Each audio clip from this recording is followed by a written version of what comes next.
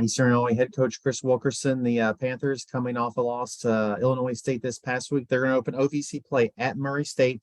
That's on Saturday afternoon. So, Coach, just some thoughts on your team, and then we'll go to some questions. Yeah, certainly. Thanks for having me, Kyle. Certainly last week was not what we're looking for.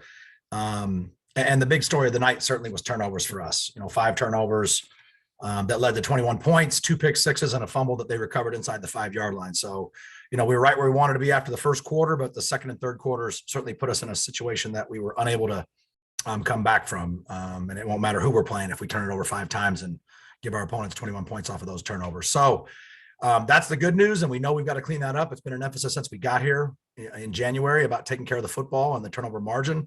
It'll continue to be as we move forward, but that and some penalties in inopportune times certainly led to the result, like I said, that we were not looking for last week. But hey, we're ready to reset. It's opening the conference play this week. Everybody's 0-0, and we're looking forward to the challenge of going to Murray and playing them at their place. All right, Coach. Thanks. We'll go to some questions. Dan, if you like to start, go ahead. Sure. Good morning, Chris. Good morning, Dan. Given the nature of the game Saturday night, you were able to play 3 quarterbacks. Does that change anything on the depth chart, or does that just all come back to practice? A little bit of both. So certainly, our guys understand that they're competing every single day, no matter what position they play. Certainly quarterback is a very visible position, but there were a lot of moving pieces there. We had some problems with the snaps that disrupted the timing. We had some wide receivers not on the same page. We had some protection busts, whether it be up front or whether it would be with the back. So I can tell you that Jonah O'Brien is our starting quarterback. That is something that he has earned after 15 practices in the spring, 30 practices during preseason, and about another 20 practices this regular season so far. So he will be our starting quarterback this Saturday night.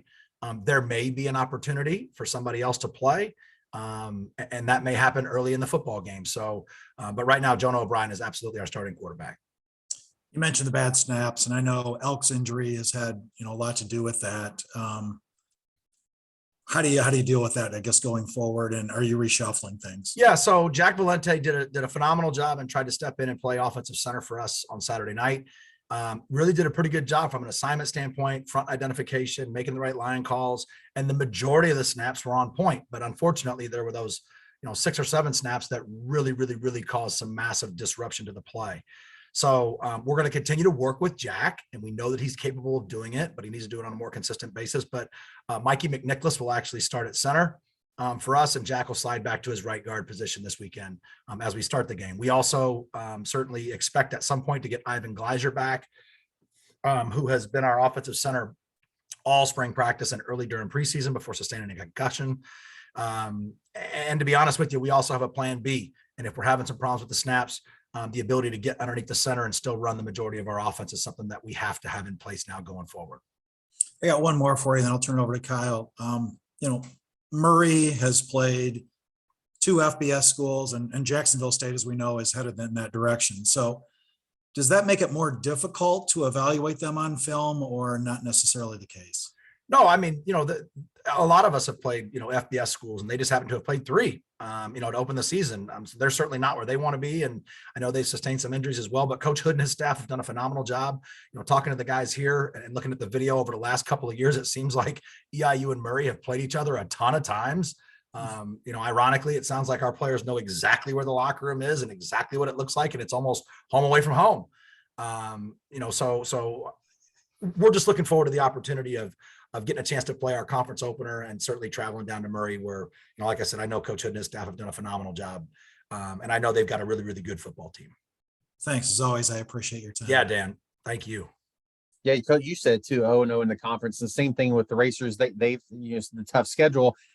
Is it easy? How do you just say, let's don't look at the overall record. Let's just concentrate on the conference next game up. Is that an easy thing to accomplish? Well, for us, we've talked since I arrived here about, hey, our whole entire focus right now is on trying to improve ourselves in the Ohio Valley Conference. And so, hey, we have to use every opportunity and every lesson that we have learned during the entire spring practice, during the entire preseason, and during the first 3 non-conference games. And now we've got to put that stuff to good use. And hopefully all the lessons that we have learned along the way will pay off. But Everybody's the same. Hey, we're all starting now 0-0, and it's time to reset. And everybody has sustained injuries at different positions, and that's just what we have to deal with. It's the nature of the beast. And so, hey, they're wanting to win too, and we certainly are. And so I'm looking forward to an exciting contest down at Murray this weekend. There's only 5 conference games that count for teams this year. So some years it'll be 7, 8, whatever. So you want to win every game, but is it even more critical with a less sample size? It is just because of all the different numerous tiebreakers and the fact that there are, as we go through this transition right now, only going to be 5 that count in the conference standings. So it's very important that you get off to a good start and control what you can. And right now, hey, again, we're 0-0. And if we want to maintain control of our own destiny, then we've got to handle our business, certainly starting this weekend. So it all starts today with the effort they put in the weight room this morning, and it'll be on the practice field this afternoon. And we'll continue to build this week until we play at 4:05 on Saturday. That's all I got. Dan, you have anything else? I got one more. Trey Wilhoit has been, just tremendous punting. I guess, how did he come to transfer into Eastern? Yeah, so Trey was a young man that was recruited at the semester.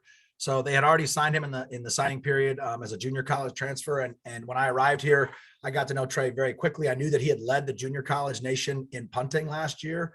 And it didn't take very long to see him once we got outside in spring to realize, he's really got a phenomenal leg. Ironically, Saturday night, he didn't have probably his best stuff. He was struggling a little bit with his drop, and it was a little windy in normal, but Coach Derrickson does a phenomenal job working with him on a daily basis. And he has really worked hard at his craft. We've been very fortunate that he and Stone have both done a phenomenal job, so far for us this year. And he's a guy that he's bought into everything that's going on, and he's constantly talking to the guys that are on the punt team and the snapper, and the guys in the shield and the coverage guys, and it all works together. But it's certainly been a bright spot for us, and it's got to continue to be. Our special teams have to be special. So we have things that we need to work on in all 3 phases, as always. But again, just looking forward to watching him continue to grow and develop. Thanks again. Yeah, thank you, Coach. Appreciate your time. Best of luck on Saturday, and we'll talk to you again next week. Thanks so much.